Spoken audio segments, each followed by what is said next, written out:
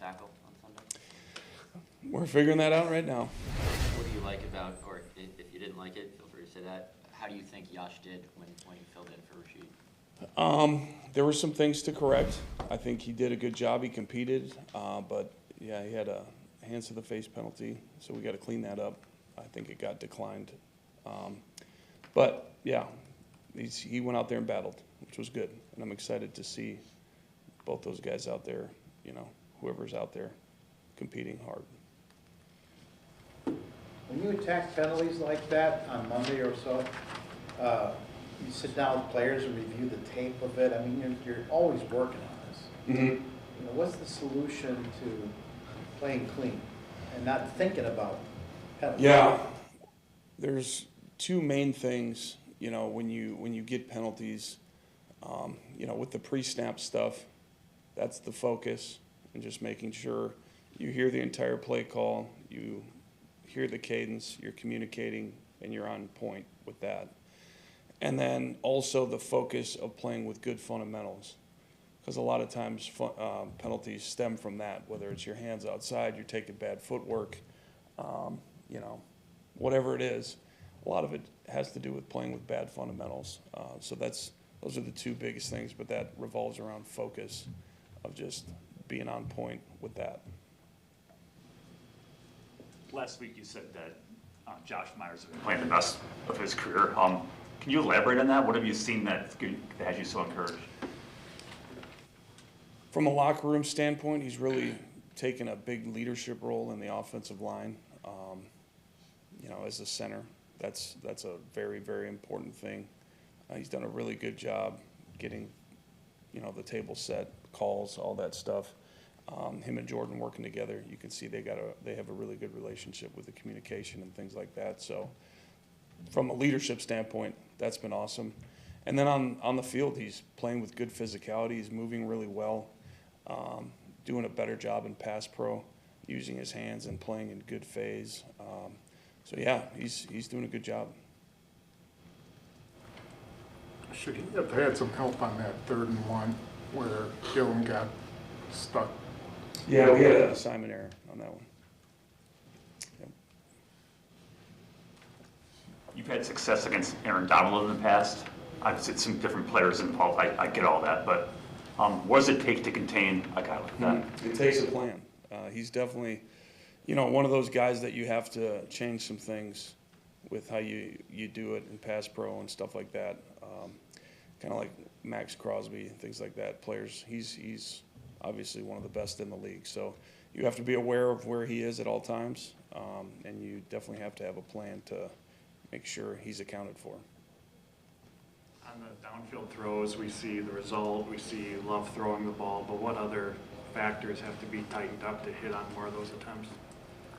Yeah, a lot of it, obviously is timing and just making those throws at the right time, speeding up your drops, things like that.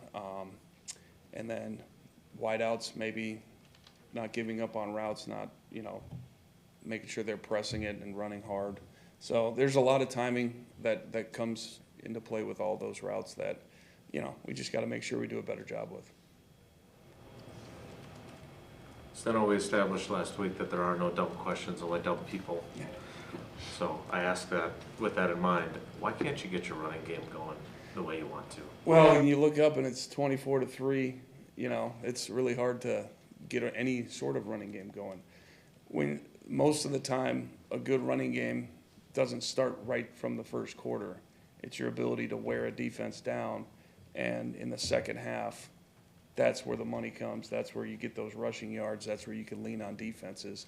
And we've been really bad in the first half. Obviously, we've been behind the 8 ball in a lot of games. So you can't get it going then. You got to throw the ball, and you got to do other things to get yourself back into the game. So I think that's one of the obviously most frustrating things is you're just not able to do that because of how the game plays out. So, but to be fair, I mean, it's 10-3 at the half, right? Mm-hmm. Like, it's still a game where you can run the ball. Yeah. And Tom mentioned the 3rd and 1 play. You guys get that. Maybe you get some momentum. Right, It's just yeah, you can't get the momentum. We went 4 and out, 3 straight drives. Or sorry, 3 and out, 4 straight drives. So it's just getting your offense going. We're not getting the touches for those players. It was 10-3 at half.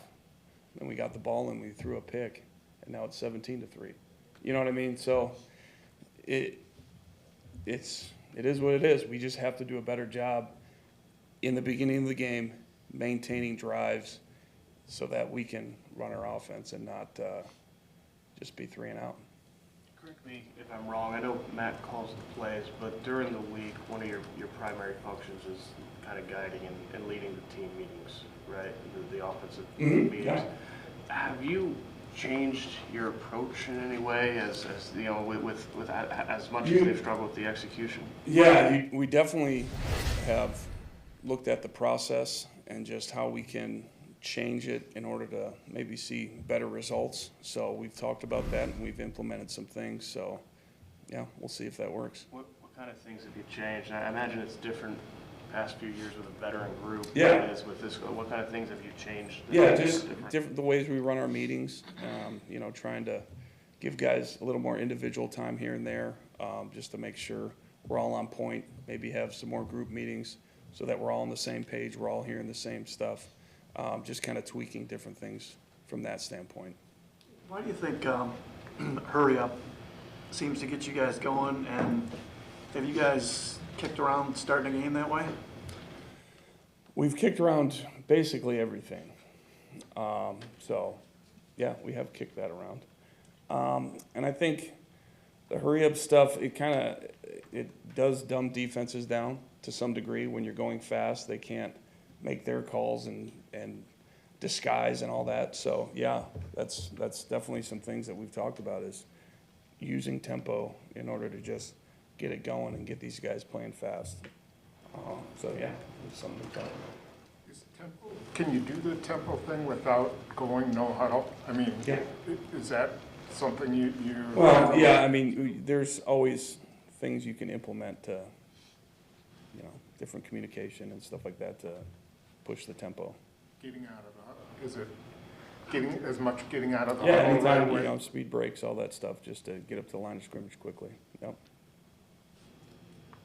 I said this to Goody yesterday.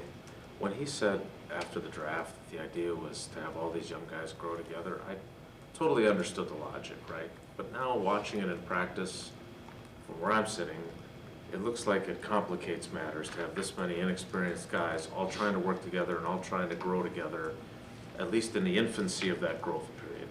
Has this, for you and Matt, I know it's your job to get it figured out. And you can't make excuses. And we're not using youth anymore, I was told. But has it made it more difficult to try and get everyone to understand, especially when you've coached a bunch of veterans before? Is it a lot different to do what you guys are doing from a coaching perspective with this many young guys? Yeah, I mean, obviously, yes, it is different.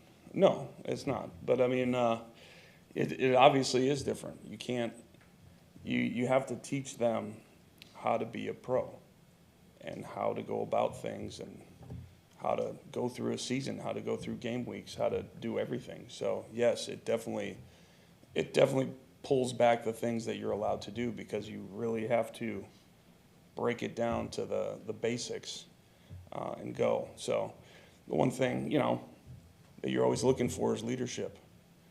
And with a lot of young guys out there, that's going to be the thing that we just got to find these guys who are going to step up and take the reins of the offense. And there's some guys that you're starting to see that. I mentioned Josh Myers doing a really good job with that.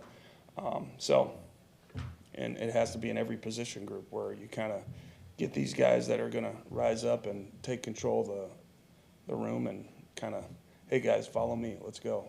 So that's the biggest challenge right now is just getting these guys, you know, to go out there and just be consistent. How do you get better at contested balls? And do you feel like you guys have been not quite as good as you'd like to be? Yeah, I mean, you always can be better there. I think, number one, that starts with the attitude of the guy going up for the ball. You know, it's either mine or nobody's. And then, you know, we practice that a lot, actually, where We're working on fades and stuff like that. I think Romeo's done a really good job in those situations. But yeah, everybody, it all starts with a mindset of just going up there and attacking that ball. Do you feel like Watson was better at that last year? Let's see. I was looking at some numbers. He was pretty good on contested balls last year. I know there's been a couple. Yeah, I mean, he's certainly last year he's made more plays than he has up to this point. But I will say he's done a really good job practicing the last few weeks. You know, he had a setback with an injury, so I'm excited to kind of see him start getting going. I think from what I've seen from his practice the last few weeks, there's been some good stuff. So I'm gonna be optimistic, and I think he'll do some good things for sure.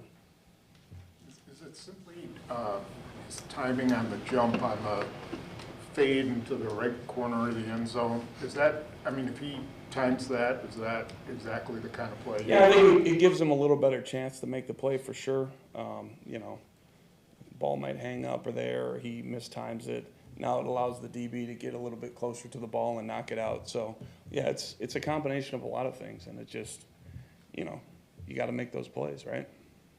I imagine he didn't have a lot of contested balls in college. Yeah. Playing there. Is that part of it? And I mean, yeah, you just got to practice it, and we do, and I'm confident he'll come down with those. And I think Jordan is too. That's why I threw it to him.